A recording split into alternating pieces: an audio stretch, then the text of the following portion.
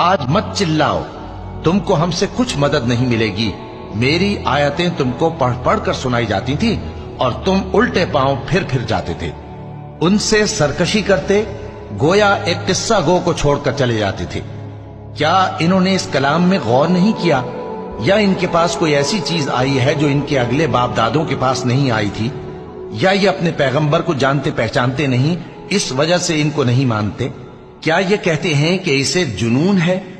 نہیں، بلکہ وہ ان کے پاس حق کو لے کر آئے ہیں، اور ان میں سے اکثر حق کو ناپسند کرتے ہیں۔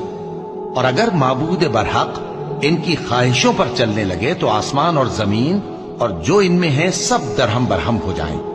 بلکہ ہم نے ان کے پاس ان کی نصیحت کی کتاب پہنچا دی ہے، اور یہ اپنی کتاب نصیحت سے منہ پھیر رہے ہیں۔ کیا تم ان سے تبلیغ کے صلے میں کچھ مال مانگتے ہو؟